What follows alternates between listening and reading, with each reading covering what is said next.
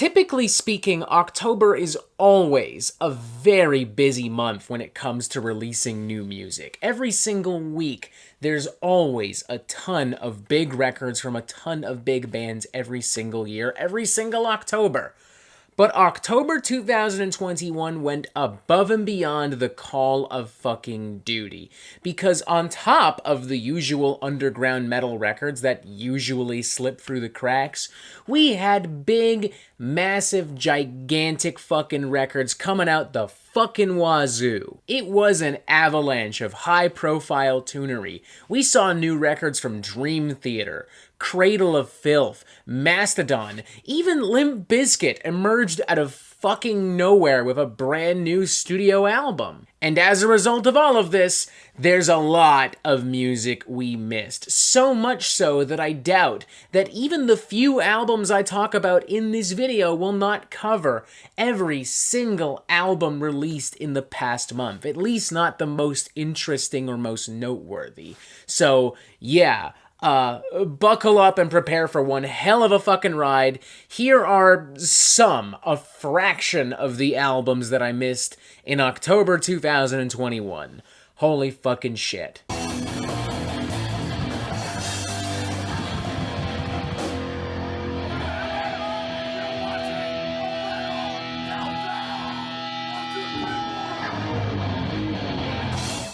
First up, we have Sermons of the Sinner, the debut studio album from KK's Priest, a brand new classic heavy metal band featuring former members of Judas Priest, most notably Tim Owens, who performed on the Jugulator and Demolition albums, and founding guitarist KK Downing, who performed on every single Judas Priest album, including classics like British Steel, Screaming for Vengeance, and Painkiller, up until retiring in 2011. Well, he claims to have been pushed out of the band, but I'm not gonna bother getting into that whole fucking debacle because I really don't understand it at all. The point is, we've essentially got a new version of Judas Priest running around. In theory, that should be cool. In execution, it's just kind of lame. I don't know. This album is so watered down, so derivative, so predictable. It is a hollow shell of everything that makes Judas Priest so exciting and memorable and iconic. It's nothing more than a boomer pandering slog of cookie-cutter songwriting and incredibly flat production. It's by no means terrible, but I promise you've heard hundreds, nay thousands of other heavy metal records performed in this exact same style with much more creativity and firepower. Next up, we have Resurgence, the fourth studio album from Floridian death metal underdogs Massacre. This is their first album in 7 years. It's got a completely different lineup than the previous album, too. Like, literally a completely different lineup, which leads me to believe there's been a lot of behind-the-scenes drama, which, similarly to KK's Priest, I don't think I really care about. I'll just be brutally honest with y'all. Here's what I do care about. This album kind of low-key slaps. This is better than it honestly has the fucking right to. It's very meat and potatoes, like it is a pretty generic record if you want to really nitpick. But it's fun, you know? There's a lot of chunky, classic death metal grooves. It's gory, it's in your face, it's abrasive, it's heavier really than Massacre have ever been, sonically speaking. There's an urgency and a hunger to this that was ultimately lacking from 2014's Back From Beyond, and has been lacking from a series of other Massacre offshoot and copycat bands, and for that reason alone, I think if you're looking for some classic death metal spirit, but with more modern production value and oomph, you can't go wrong with this. I genuinely thought about reviewing it. Had I done so, I would have given it a very enthusiastic 3 out of 5. Next up, we have a brand new EP from Exhumed, entitled Worming, one that dropped pretty much out of the blue, might I add, like right before they started that tour with Bewitcher and Enforced and Creeping Death. And it's pretty fucking solid. I mean, it's very short, even by EP standards, with only 4 songs clocking in at 11 minutes of a total running time, but it uses all 11 of those minutes very fucking wisely. The production is raw, but very crisp and precise.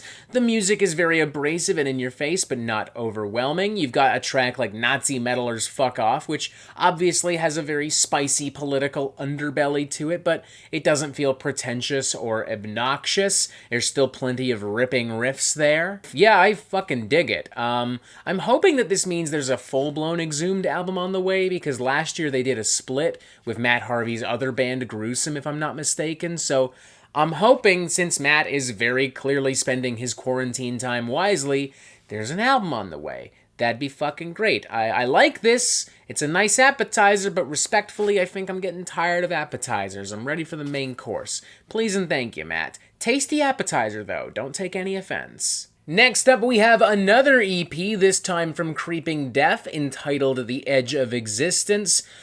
Whoo boy, what a fucking ripper. To be honest, I wasn't a huge fan of Wretched Illusions when it dropped back in 2019. I felt like it was maybe just a little bit overhyped. This, on the other hand, fucking kills from start to finish. It's brutal, it's disgusting, the production is insane, the guitars are so thick and dense, the percussion is so fucking crazy and insane. The vocals, the guitar solos, this thing just bleeds pure, nasty death metal energy with a bit of a thrashy flair and spice in some areas, which I really appreciate. It's got battering metallic grooves and percussive beat downs, ferocious vocals. I feel like I'm being sucked into a fucking black hole while I listen to this thing. It's just fucking killer. Definitely check this out if you haven't already, and prepare for some of the nastiest riffs of 2021. Next up, we have Imperial Congregation from a Norwegian death metal band called Blood Red Throne. They've been kicking around for close to 20 years. Despite that, this is the first time I've listened to an album of theirs, and I thought it was okay. That's kind of it. The performances are tight, the production is pretty crisp and clean, a little too polished for my personal liking. The songs are kind of generic. I'm reminded of some of the less interesting material from like modern Cannibal Corpse. Yeah, I just wasn't really vibing with it, unfortunately, but hey, if you're looking for some more crunchy fucking death metal tunes following the Creeping Death EP and following the Exhumed EP and the Massacre record, by all means check this out, you know? There's no reason why you still can't enjoy this all-you-can-eat death metal buffet.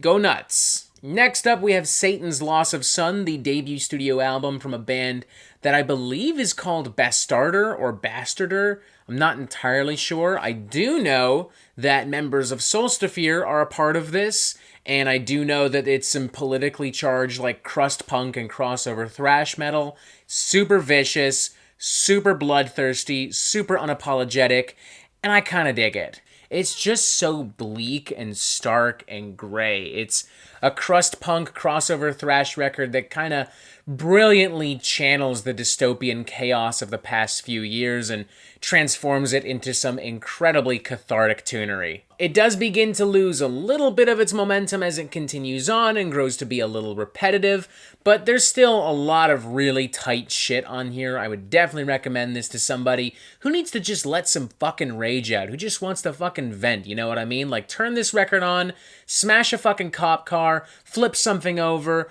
light something on fire, hell yeah, go nuts. But just, you know, don't tell the authorities that I told you to do those things. I don't really feel like getting in trouble. I'm already in enough hot water with Limp Bizkit and Dream Theater fanboys. I don't need to deal with, like, the fucking FBI or whatever. So, you know, destroy responsibly, I guess. That makes no fucking sense. I've definitely been added to some kind of watch list now. Anywho, let's move on. Next up, we have Oxidized from Frontierer. Everyone's talking about this album. One of the hottest mathcore, metalcore bands out there right now. They even caught the attention of Anthony Fantano a few weeks ago.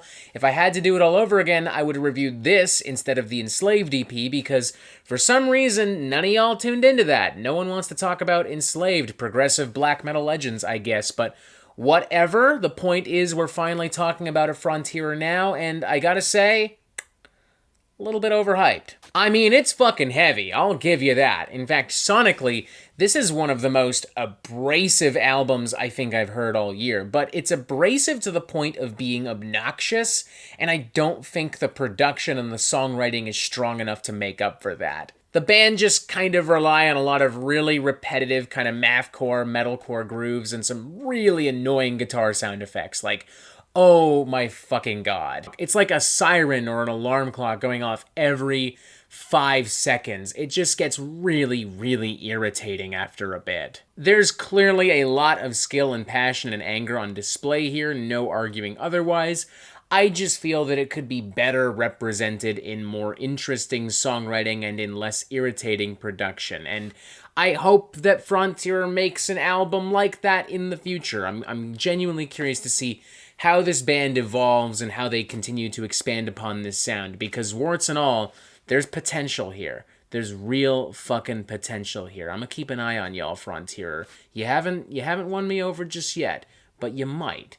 And I look forward to that possibility, so we'll be in touch. Next up, we have Self-Loather from Ghostbath. This was one of my most anticipated albums of the month, and as a result, I fully intended to review it, but this little band known as Limp Bizkit ended up releasing an album on Halloween, and I felt that I should talk about it, which I kind of regret in retrospect, but hey, you can't change the past, you can't undo history, what's done is done. At least we get to talk about Ghostbath now in some capacity, and thank God, because holy shit, this is one of the most depressing records I've heard all year. I mean, Ghostbath have never made anything especially upbeat. They're pretty well known for making very somber and atmospheric black gaze with very tormented screaming. And by screaming, I mean literal screaming. Not just like, "Ugh," like some black metal shit. Like some fucking mental patient literally screaming in agony and confusion over the course of like 45 fucking minutes or whatever. But Self-Loather takes the band to new levels of depression and anxiety and pessimism and, well, self-loathing. They have fully embraced classic black metal and depressive suicidal black metal influences. The production is a lot beefier. The sound is very busy and very dense. The band is still using a lot of screamed vocals, but there's also a lot of lyrics, and a lot of it is very, very dark. They bring in CJ from Thy Art Is Murder on one track, and there's some really devastating vocal duets on that cut. It can be a touch overwhelming and to some extent even triggering for a guy like myself, but I admire the emotional vulnerability on display here. Mad fucking props to Ghostbath for going above and beyond the Call of Duty, for just embracing pure fucking darkness. It's not my cup of tea, that's for fucking sure, but I'm sure it'll resonate with plenty of y'all. Next up, we have Abysse Mortifere from Outre-Tombe, a French-Canadian death metal band.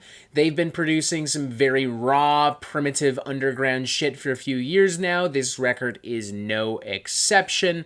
Very grainy, very lo-fi, very nasty, very gory, very old school, no modern sensibilities as far as production or songwriting is concerned anywhere across this record. It's got that very tinny kind of brutal death metal drum sound.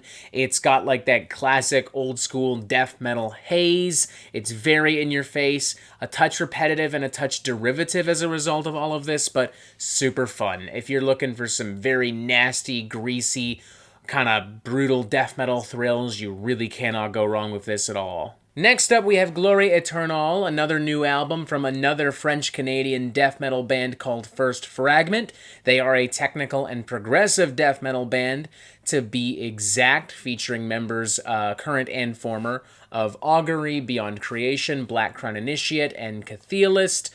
And, wow, what a fucking dazzling display here. As far as the technicality and the songwriting and production is concerned, this is very much on par with Archspire's Bleed the Future. It's very intense, very over-the-top, surgically precise, filled to the brim with explosive guitar solos and vocal displays and bass solos and percussion.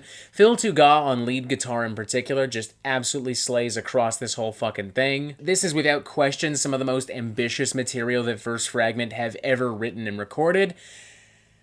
But my god, did it have to be 70 minutes long. Like, the beauty of something like Bleed the Future is that, as crazy as it is, it wraps up in a relatively short and crisp and nice amount of time, you know? Like, by the time you think you're getting tired of Archspire, boom, the album's done. This, on the other hand, just keeps going, and it keeps going, and it keeps going. Maybe listen to this album in small doses, you know? Take small bites, take your time. Don't go into it fucking head first like I did. not the best idea. Especially not after filling yourself on the aforementioned Bleed the Future. Just, yikes, there's only so much food the human body can handle, you know what I mean? Next up, we have Force of Danger from Kryptos, an Indian heavy metal band inspired by classic 80s speed metal and first wave black metal and thrash metal. There's a lot of nasty cutthroat riffs, a lot of abrasive, venomous, acidic vocals. The production is very raw, lo-fi, very much in the vein of a lot of classic early 80s metal. It's very simple, very greasy, but very fucking fun. It's just like pure fucking junk food, man. It's so comforting, so warm, so greasy and sloppy, and in the best fucking way possible. This ain't just a cheeseburger, it's a cheeseburger with onion rings and like a piece of fucking fried cheese and like barbecue sauce and hot sauce and caramelized onions and all kinds of fucking shit. And it's fucking delicious. It's a mess. I'm covered in grease and sauce and God only knows what, but you know what? It was so much fucking fun. I'd happily order another one. There's really not much to talk about as far as the music is concerned. If you're familiar with Kryptos, you know what to expect. If you're familiar with like classic heavy metal and speed metal, you know what to expect. It is pretty generic in that sense, but you know, so's junk food. I still like junk food. I'm a pretty healthy guy, but I'm not so uptight that I can't enjoy a cheeseburger, so you know, fuck it, dig in. Next up, we have Inner Gateways to the Slumbering Equilibrium at the Center of Cosmos. Brand new studio album from Burial. Very much in the vein of like Ulthar and Woad and even the recent Worm record. It's chaotic, it's evil, it's gloomy. Classic and modern death metal flavors everywhere. Doom metal, black metal. It's a gross, disgusting maelstrom of extreme metal madness, and by God is it fucking fantastic. A dark, twisted, downright fucking repulsive blend of spices and influences from across the death metal and extreme metal spectrums. Holy crap, I almost wish I had reviewed this. I mean, I'm happy I didn't, because I don't know how many of y'all would have tuned into it, but there's a part of me that wishes I had, because I could go on forever about some of these fucking songs. Next up, we have Apexapien from ATRÆ BILIS, another Canadian technical death metal band. Holy shit, this was a really good month for Canadian death metal. Huh. That's fucking badass. And just like Archspire, Outre-Tombe, First Fragment, and I don't know, probably 20 other bands that I've yet to mention, ATRÆ BILIS brings the fucking death metal goods. It is tight, it is clean, it is precise, tons of super crunchy technical grooves, percussive beatdowns, and explosive guitar solos. It's not quite as inventive or as intense as Archspire and First Fragment, but it's still pretty fucking damn good. And unlike First Fragment, ATRÆ BILIS understand that, hey, Robert works full-time. He can't sit down and listen to 70 minutes of tech-death wankery, and they keep the album nice and trim with a 31-minute runtime. Thank you, ATRÆ BILIS. I wish more tech death and prog death bands understood that not everyone has like 18 million fucking hours to spend on one goddamn song. Some of us have things we need to do. Thank you, ATRÆ BILIS. Super tight, super fun, straight to the fucking point. I dig this record. Definitely check it out. Next up, we have Ward of Roses, the debut album from progressive death metal band The Silver, featuring members of Horrendous. As such, this does stylistically and aesthetically feel somewhat similar to their previous album, Idol. It's similarly a very raw and tight and evocative record, but I think this expands on a lot of those sounds and ideas in some different ways, and probably feels closer in style and in tone to like an older Opeth record than it does to Horrendous or to any other kind of modern death metal. The lyrics are often very poetic and introspective. There are a lot of clean melodies. There are a lot of kind of crusty death metal grooves and ripping guitar solos interwoven between the more majestic and evocative sections. Some pretty downright incredible songwriting and production, I gotta say, especially for a debut album. It's rare that, like, any debut album for a death metal band can sound and feel this good right off the bat. Next up, we have Prophecies of Eternal Darkness from Necrofier, a blackened thrash band, very dark, very oppressive, very primitive and grim. and very much not my thing. I like the anger on this thing, and I like that thrashy energy, but the black metal influences kind of get in the way of everything. A lot of the black metal riffs just feel kind of generic. The production is just too raw for its own good. You can't really hear anything all that clearly. It just kind of turns into a blurry, blackened, noisy mess after a bit. Yeah, as I said, just not really my cup of tea, but I don't know, who knows? Maybe you're looking for some, like, really fucking, like, underground black and thrash metal, and if that's the case, maybe this will do it for you. I don't know, give it a shot. I don't know, whatever. Next up, we have Black Harvest, a brand new album from Green Lung. I did talk about their previous album, Woodland Rites, in a full-blown album review.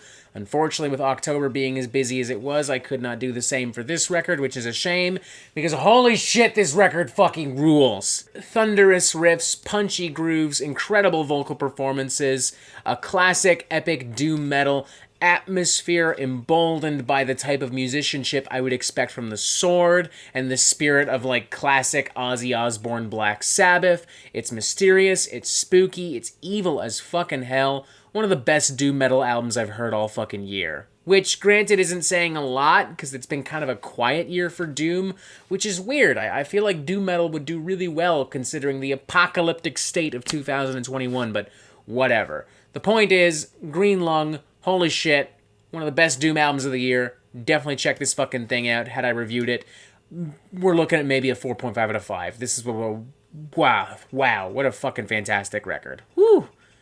I want to stop the review and listen to it right fucking now. It's so good.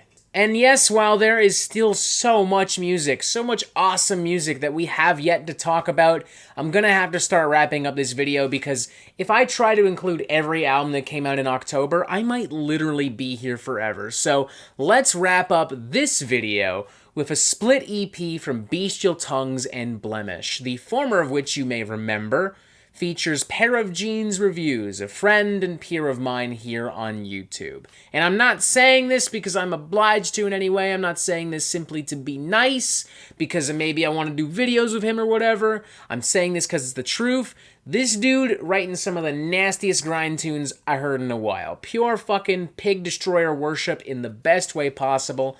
Tasty fucking grooves, nasty fucking riffs. Blemish ain't so bad either. They're both writing some pretty evil, sick and disgusting and powerful crap. So if you're looking for some tasty, hellish underground grindcore and extreme metal buffoonery, you cannot go wrong with this split EP, which I think is literally just being called The Split. Like, I looked it up on Bandcamp and it's like split with Bestial Tongues, and then I go to the Bestial Tongues page on Spotify and it's split with Blemish. So we're just gonna call it Split EP. Or Split, Bestial Tongues, Blemish Split. I don't know. Pair of Jeans can clarify. The point is, go check it out. It fucking rules. It fucking slaps. Booyah. And that is unfortunately it for the Metal Meltdown today. I don't think you'll understand how much music was fucking released in the past month. Like, we didn't even get to talk about 1914 or Bellacore or even Asking Alexandria and Black Veil Brides, who released some pretty big records in the past month. And, you know, that's just how it works. I didn't even get the chance to listen to those records, and I'm probably not going to get the chance for a while because November, while definitely slower, still has some pretty high-profile jams on the way, so I gotta get to work fucking immediately. Feel free to tell me about a bunch of other records that you feel I missed in the past month, because Lord knows I definitely probably missed a ton more. Press this button to subscribe if you somehow haven't already and you want updates on the Metal Meltdown fucking immediately. And as always, ladies and gentlemen, you have yourself a fantastic fucking day.